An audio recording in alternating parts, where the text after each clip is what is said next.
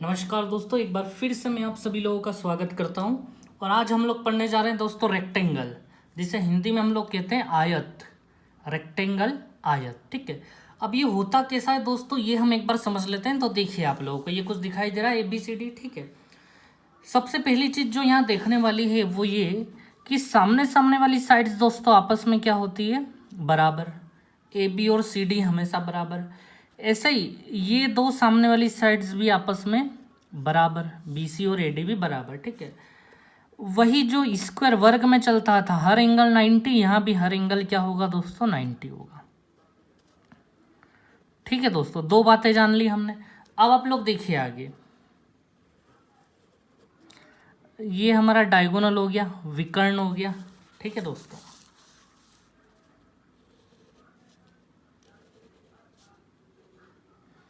ये हो गया हमारा डायगोनल। दोस्तों इसमें जो डायगोनल होंगे, विकर्ण होंगे, वो सेम जैसा स्क्वायर में था, वर्ग में था। डायगोनल क्या करेंगे, एक दूसरे को बाइसेक्ट करेंगे। बाइसेक्ट मतलब दोस्तों ध्यान देना, O से लेके B तक की जो ये लाइन है ना, O से B तक की, ये किसके बराबर होगी, O से लेके D तक, ये बराबर। ऐसे ही दोस्तों जो O से लेके C तक का मामला होगा आपका, O से लेके C तक का, ये किसके बराबर होगा, O से लेके A तक के बराबर होगा, ठीक है। अब दोस्तों एक बात का कंफ्यूजन होता है जो मैं यहाँ दूर कर देता हूँ अभी ही। क्या लगता है आपको कि ये और ये एंगल बाइसेक्टर होंगे? क्या ये 90 तो ये 45-45 होगा? बिल्कुल नहीं होगा। याद रखना, आयत के अंदर, रेक्टेंगल के अंदर ये 45-45 मत कर देना आप लोग, ठीक है। वो बिल्कुल बीच में से नहीं जाता है। जैसे मैं आपको एक एग्जाम्पल ही दे दूँ, एक बहुत अच्छा सा एग्जाम्पल मैं आपको दे रहा हूँ, देखिए आप लोग। ये भी एक रेक्टेंगल ही है, मैंने जो बनाया अभी अभी, ये देखिए आप, ये 90, ये 90, ये 90।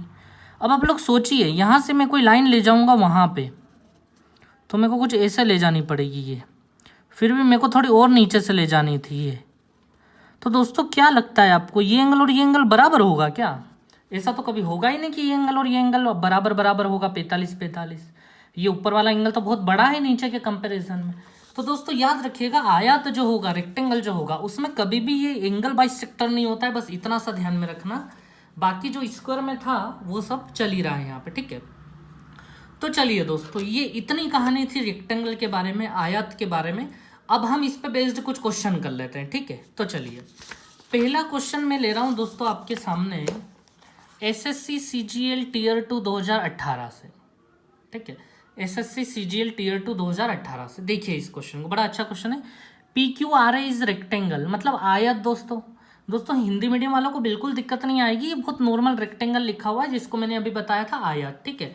ये रहा PQRA, हमारा PQRA जो है ये आयत है, ठीक है। और दोस्तों ये लोग बता रहे हैं AP जो है वो 22 है।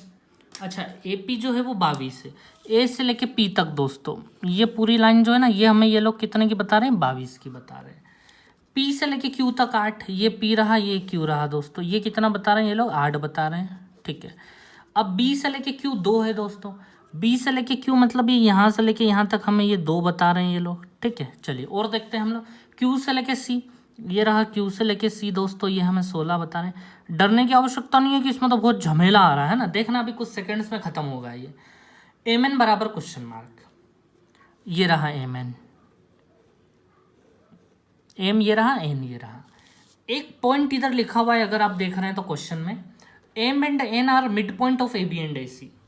दोस्तों ये जो M एंड है ना, ये मिड पॉइंट है, मध्य बिंदु है, किसके, AB और BC के। देखिए M मध्य बिंदु है AB का, मतलब ये वाला हिस्सा और ये वाला हिस्सा बराबर, BM बराबर M है, और N मिड पॉइंट है BC का, यानी कि NC बराबर BN, ठीक है दोस्तों।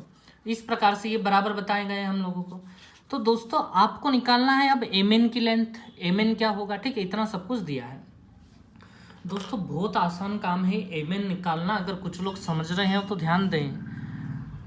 मुझे क्या बता पाएंगे CR कितना होगा दोस्तों?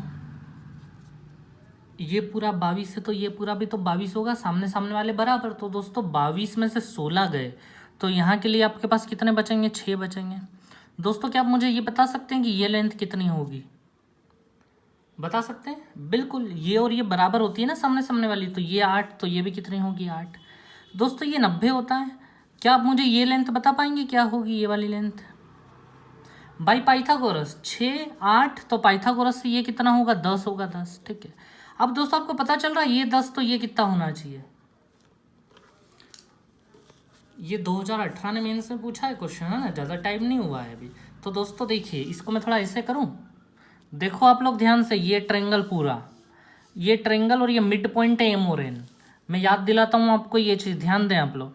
ऐसा जब भी कोई ट्रेंगल बनता है और ये मिड पॉइंट होता है, ठीक है, ये एम मिड पॉइंट है इधर और ये एन मिड पॉइंट है, ठीक है दोस्तों, ये और ये बराबर है। ठीक है, तो दोस्तों मिड पॉइंट में ये लाइन और ये लाइन पैरेलल हो जाती है। ठीक है, ये पहले लेक्चर में बताया है मैंने आप लोगों को। मिड पॉइंट का मतलब ये भी होता है कि 1:1, इधर भी 1:1, मतलब छोटा वाला 1 तो बड़ा वाला 2, छोटा वाला 1 तो बड़ा वाला 2, इधर भी छोटा वाला 1 तो बड़ा वाला 2, तो इधर भी छोटा वाला 1 तो बड़ा वाला 2। याद आया आपको सब कुछ? छोटा वाला 1 तो बड़ा वाला 2। ठीक है, छोटे वाले का बेस 1 तो बड़े वाले का बेस 2। अब दोस्तों ये बड़े वाले का बेस जो है ना, हमें ये 10 दिया है, ये 10 है हमारे पास, और हमें छोटे वाले का बेस निकालना है एम एन का। तो ये 2 बराबर कितना दिया है हमें, 10 सेंटीमीटर दिया गया है, 2 बराबर 10 सेंटीमीटर। ठीक है दोस्तों, कितने टाइम्स चल रहा है, ये 5 टाइम्स चल रहा है मामला कुछ, 2 बराबर 10 यानी 5 टाइम। 1 बराबर कितना होगा, हमें एम एन निकालना है, तो 1 का भी हम 5 टाइम्स कर दें दोस्तों। 5 टाइम्स का रिलेशन आया था ना, तो 1 का 5 टाइम्स करेंगे तो कितना आ जाएगा, 5 सेंटीमीटर। बस इतना सा करना था इस क्वेश्चन में। तो ये क्वेश्चन दोस्तों आया था 2018 के मेंस के एग्जाम में। ठीक है, याद रखें आप लोग इस क्वेश्चन को। चलिए दोस्तों, अब मैं आप लोगों को आगे बढ़ा रहा हूँ और अच्छे क्वेश्चन पे ला रहा हूँ। देखिए, ठीक है दोस्तों, इस क्वेश्चन को अच्छे से देखना, ये टीयर 2 2017 में है, और इसका जो एक ऐसा कंक्लूजन निकलेगा जो हमें याद ही रखना है। ठीक है, इसमें एक ऐसी बात हमें याद रखनी है। देखिए आप लोग, पी क्यू आर एस वही हमारे पास आया थे, रेक्टेंगल है। ठीक है दोस्तों, यहाँ भी पी क्यू बराबर, जैसे हमें ये 24 बता रहे हैं, ये 24 है पी क्यू पूरा, और दोस्तों क्यू आर हमारे ये लोग 16 बता रहे हैं, ये 16 है। ठीक है, तो दोस्तों area of P T Q क्या होगा, आपको इस पी टी क्यू इसका एरिया निकालना है, क्या होगा। ठीक है, तो दोस्तों पहले मैं इसको बड़ी आसानी से बता देता हूँ, फिर हमें एक बात जो ध्यान में रखनी है ना यहाँ से, वो क्या रखनी है वो भी मैं आपको एक्सप्लेन करता हूँ। ठीक है दोस्तों, याद दें, ध्यान रखें आप लोग, हमें इसका एरिया निकालना है पी टी क्यू का। दोस्तों ये एक ट्रेंगल है, और ट्रेंगल का एरिया अगर निकालना है हमें, तो बस हमें याद है 1/2 बेस इंटू हाइट, 1/2 आधार गुणित ऊंचाई, ये पढ़ा है हमने, 1/2 बेस इंटू हाइट। दोस्तों इस त्रिभुज का बेस हमारे पास रखा है, ये 24 है दोस्तों। इसकी ऊंचाई, ऊंचाई मतलब यहाँ से डाला गया ये लंब, ये ऊंचाई है इसकी, और दोस्तों ये ऊंचाई तो इसके बराबर होगी ना, ये और ये बराबर है, ये भी 90 का है, ये और ये बिल्कुल बराबर है। तो दोस्तों ये इसकी लेंथ और इसकी लेंथ बराबर, ये कितना है हमारा 16, ये 16 तो ये भी 16 हो गया, 1/2 24 इंटू 16। ठीक है दोस्तों, तो इसको जब आप काटेंगे 2 से 8 बार में गया, और 24 इंटू 8 करेंगे तो दोस्तों कितना मिल जाएगा आपको, 192 सेंटीमीटर स्क्वायर। फिनिश। ये 2017 के मेंस में पूछा गया क्वेश्चन है, देख रहे हैं आप लोग, इतना कुछ नहीं था इसमें, बड़ी आसानी से हो गया ये। अब दोस्तों आंसर तो ले आए हम लोग, अब समझने वाली बात क्या है वो देखिएगा आप लोग। ठीक है दोस्तों, जब भी ऐसे रेक्टेंगल में ऐसे किसी एक साइड को कवर करके ट्रेंगल बन जाता है ना, अच्छा कोई आपसे पूछ लेता कि बताओ इस रेक्टेंगल का एरिया क्या होगा, ये जो रेक्टेंगल है ना पी क्यू आर एस, इसका एरिया क्या होगा, पी क्यू आर एस का एरिया क्या होगा, तो आप कैसे निकालते।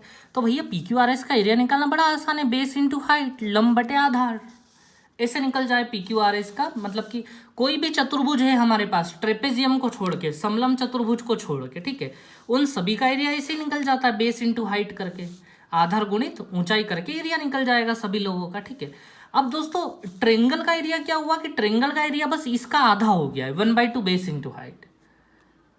इसका जो चतुर्भुज का एरिया था उसका बस आधा हो गया है, ट्रेंगल का एरिया 1/2 बेस इंटू हाइट होता है, ये सीधे सीधे बेस इंटू हाइट होता है। तो आपको इतनी सी बात ध्यान में रखनी है कि इस ट्रेंगल का एरिया जो होगा वो हर बार पूरे का आधा होगा, पूरे का कितना होगा, आधा होगा। ठीक है दोस्तों, इतनी सी बात आपको ध्यान में रखनी है। ठीक है, चलिए अब हम आगे बढ़ते हैं दोस्तों। देखिए आप लोग, ये बात मैंने क्यों बताई है आपको, अब आपके काम में आएगी।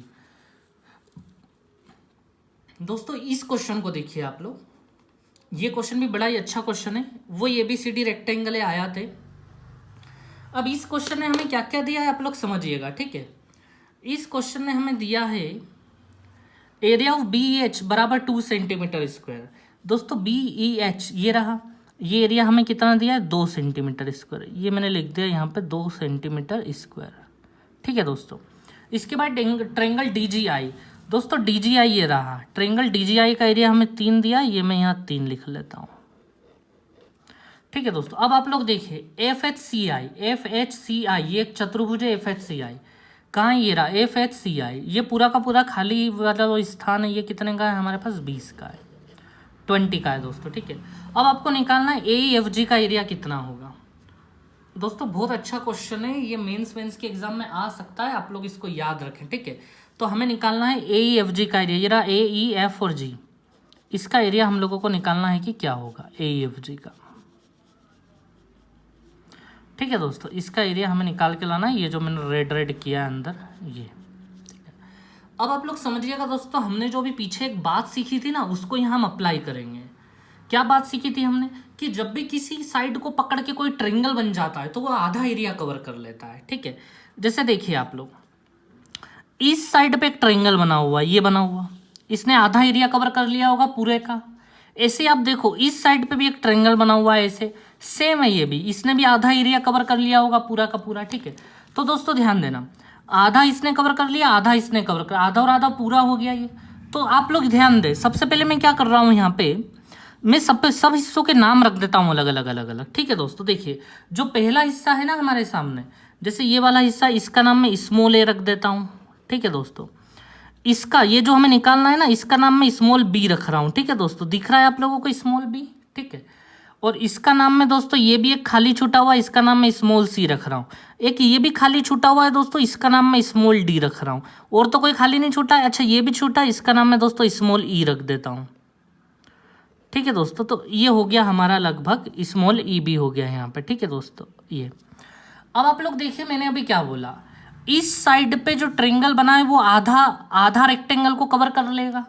अच्छा, इस साइड में कौन कौन से एरिया हैं? तो C है, B है और E है।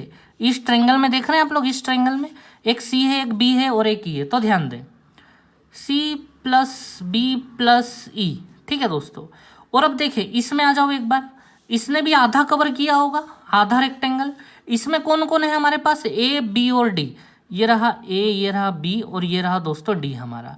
तो दोस्तों आधा इन तीनों ने कवर करा, आधा इन तीनों ने कवर करा, ये तो पूरा का पूरा एक रेक्टेंगल कवर हो गया, आधा आधा करके। हो गया या नहीं हो गया? ठीक है, अब दोस्तों हम पूरा का पूरा रेक्टेंगल एक डायरेक्ट भी गिन के रख लेते हैं यहाँ पे। डायरेक्ट मतलब कैसे? हर एक हिस्सा गिन लेते हैं इस रेक्टेंगल का। ठीक है, ये तो हमने एक अलग तरीके से रेक्टेंगल रख लिया, आधा ट्रायंगल इधर, आधा ट्रायंगल इधर, आधा और आधा, पूरा ट्रायंगल रेक्टेंगल के बराबर हो जाएगा।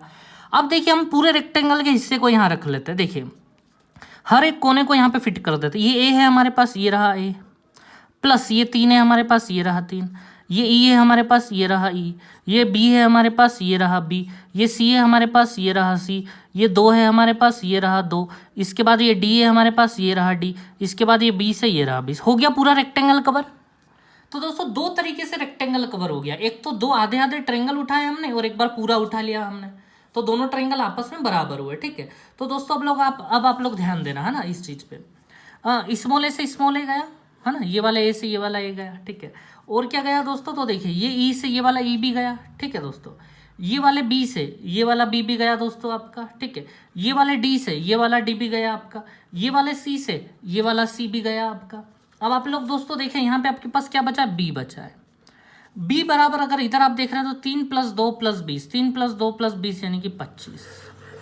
बी ही निकालना था हमें, ये वाला एरिया निकालना था ना, और इस एरिया का नाम मैंने बी रखा था। देखो आप लोग, ये रहा बी और ये बी का एरिया आ गया 25। ठीक है दोस्तों इस क्वेश्चन को ध्यान में रखना, ये आगे की एग्जाम्स में कहीं ना कहीं पूछा जा सकता है। ठीक है, ये ऑलरेडी केट वगैरह में किसी एग्जाम में ऑलरेडी आ चुका है, लेकिन आप लोग ध्यान रखेंगे कि कई बार केट के क्वेश्चन एसएससी में छप जाते हैं, एसएससी सीडीएस में। ठीक है, तो ये उन्हीं में से एक क्वेश्चन है, आपको ध्यान में रखना है थोड़ा सा। ठीक है, तो चलिए दोस्तों अब मैं आगे बढ़ा रहा हूँ और शानदार क्वेश्चन पे ला रहा हूँ, एक और अच्छा क्वेश्चन। ये देखिए आप लोग,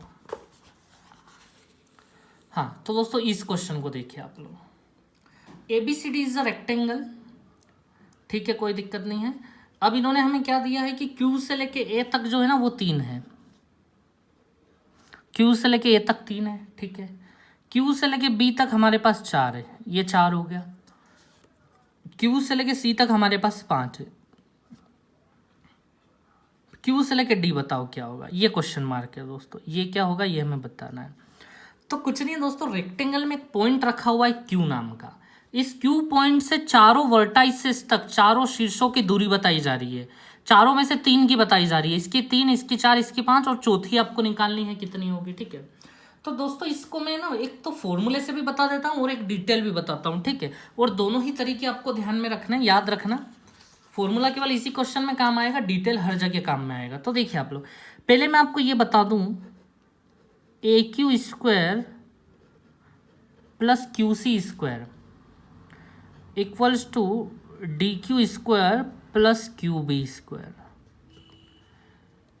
ये एक फॉर्मूला है। ठीक है, अभी मैं डिटेल भी बताऊंगा आपको। ठीक है, तो ध्यान दें, AQ² प्लस QC², ये रहा AQ² प्लस QC²।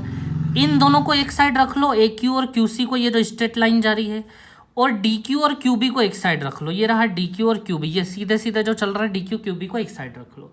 ये हमेशा बराबर होते हैं, बस आप लोग ये ध्यान में रखें। अभी मैं डिटेल बताऊंगा, अभी इसका हम आंसर निकाल देते हैं। ठीक है, तो दोस्तों मुझे बताओ AQ कितना है, 3 है, 3 का स्क्वायर कितना हो जाएगा, 9 हो जाएगा। दोस्तों Q से लेके C 5 है, 5 का स्क्वायर दोस्तों 25 हो जाएगा। DQ दोस्तों, DQ हमें निकालना है, क्वेश्चन मार्क है। QB 4, 4 का स्क्वायर 16 हो जाएगा दोस्तों। 9 प्लस 25 दोस्तों 34 हो गया। 34 में से जब हम 16 माइनस करेंगे ना दोस्तों, 34 में 16, तो हमारे पास 18 बचेगा। तो दोस्तों DQ की लेंथ आ गई है हमारे पास। ये स्क्वायर इधर अंडर रूट लगाएगा, इसको 9 मल्टीप्लाई 2 लिख सकते हैं, तो 9 3 बन के बाहर आ जाएगा, और ये √2, तो इसका आंसर हो गया हमारा 3√2। ठीक है दोस्तों, ये तो मैंने आपको सीधे सीधे बता दिया।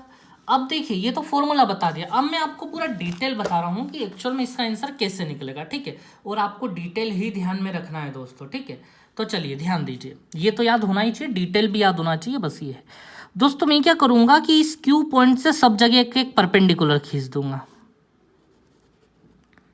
ये खींचा मैंने, एक ये नीचे खींच दिया मैंने।